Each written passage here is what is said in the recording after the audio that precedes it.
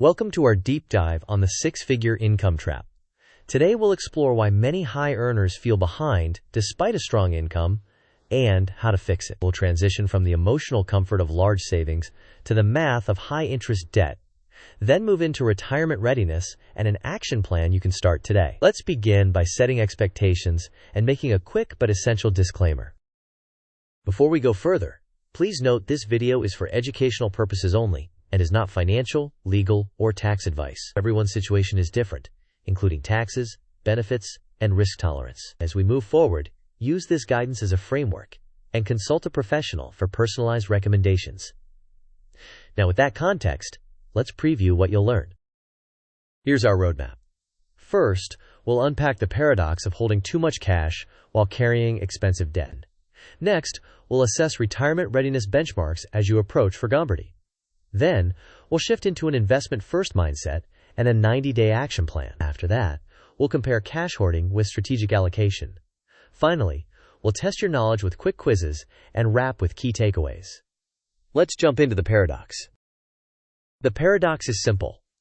Large savings balances feel secure, but high-interest debt quietly destroys wealth. If your savings earn around 4 to 5%, while your credit card charges 18 to 25%, you're falling behind. In the next section, we'll visualize this dynamic so the trade-off becomes obvious. This diagram shows how comfort from a high-yield savings account can be deceptive. While a 4 to 5% yield feels like progress, a credit card at 18 to 25% more then cancels it out. In the scenario of $75,000 parked in savings and $6,000 on a card at 20%, your net position deteriorates every month. The guaranteed return from paying off that card equals the card's interest rate, and you simply can't replicate that risk-free in markets. Therefore, the first, non-negotiable step is to pay off all credit card debt using existing cash reserves. Next, we'll quantify this mismatch with a simple visual. This pie chart contrasts a 5% savings yield against a 20% credit card cost. The larger slice represents the credit card's annual drag, dwarfing the smaller savings return. The key takeaway is that as long as high-interest debt exists, savings returns are effectively neutralized, and your net result is negative. With that math in mind, let's assess retirement readiness next. Industry heuristics suggest that by around age 40, many couples should target roughly 3 times their annual household income saved for retirement. This is a broad guideline, not a rule, but it helps you gauge progress. Maintain an emergency fund covering 3 to 6 months of essential expenses, but avoid over-allocating to cash because inflation reduces its purchasing power. You cannot save your way to retirement safety. You must invest in productive assets. Broad market, low-cost index funds provide diversified exposure and are an effective core holding. Now, let's organize the order in which your dollars should go. This flowchart lays out a common priority order for allocating dollars. First, build a small starter emergency fund to avoid new debt.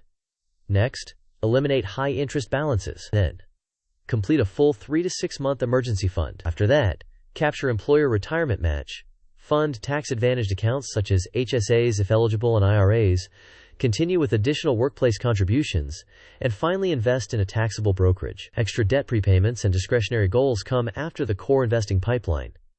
With priorities clear, let's convert this into a concrete 90-day plan.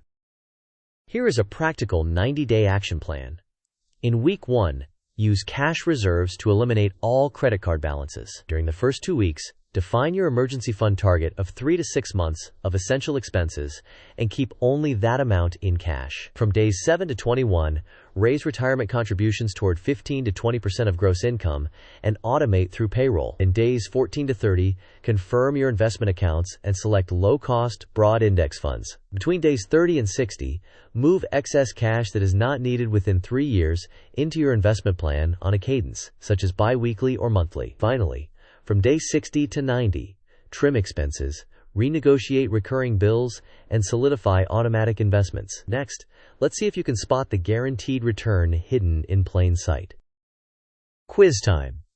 The question is, if your credit card APR is 20%, what is the guaranteed risk-free return you earn by paying it off today? The options are about 5%, about 10%, about 15%, or about 20%.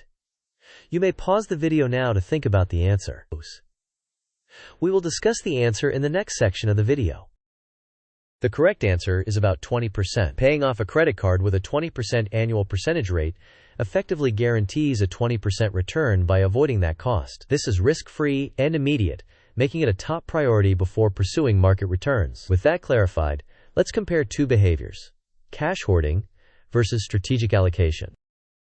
On the left, cash hoarding provides emotional comfort but preserves high-interest liabilities and underfunds retirement, allowing inflation to erode purchasing power. On the right, strategic allocation keeps only an appropriate emergency reserve, eliminates high-interest debt, and automates robust retirement contributions while investing surpluses in diversified, low-cost index funds. Over time, consistent contributions and compounding produce far stronger outcomes. Next, let's translate strategy into numbers with an illustrative allocation table. This table illustrates one way to allocate a $155,000 household income on a monthly basis. The amounts are approximate and for demonstration only. Retirement contributions target 15 to 20%. Health savings, if eligible, may range from 2 to 5%. Taxable investing can absorb 5 to 10%. Essential living costs often fall between 40 and 50%. Taxes and withholding vary widely by location and situation, and discretionary categories might take 5 to 8%. Use this as a starting point and adjust to your reality. Now, let's place this into a timeline to execute confidently. This timeline breaks the plan into 4 phases. In week 1, you eliminate high-interest debt using existing savings. In week 2, you set and right-size your emergency fund to 3 to 6 months of essentials. In weeks 3 and 4, you automate strong retirement contributions and select low-cost index funds. Finally, from weeks 5 through 12, you transfer excess cash into investments on a fixed schedule and commit to periodic reviews. Next, we'll reinforce the mindset shift that makes this sustainable. Once corrosive debt is gone, the next move is to redirect freed-up cash flow from savings to investments. Automation is crucial because it removes emotion, avoids timing mistakes, and ensures continued progress. Broad market, low-cost index funds form a reliable core due to diversification and low fees. Whenever you receive raises or finish paying off other debts, escalate contributions rather than letting lifestyle creep absorb the difference. Now, let's test your understanding with a quick question on safety nets. Here's your second quiz. What is a prudent target for an emergency fund for most households? Your options are 1 month of total income, 3 to 6 months of essential expenses, 12 months of total income, or no emergency fund if you earn $150,000 or more. You may pause the video now to consider your answer. We will discuss the answer in the next section of the video.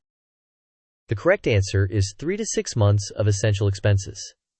This range balances resilience against job loss or emergencies with the opportunity cost of idle cash. Holding much more than this typically reduces long-term growth because excess cash does not compound effectively. Next, let's underline the non-negotiables you should remember. These are the core principles. First, high-interest debt combined with a large savings balance guarantees wealth erosions.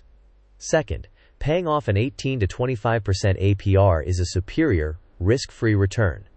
Third, keep 3 to 6 months of essentials in cash and invest the rest.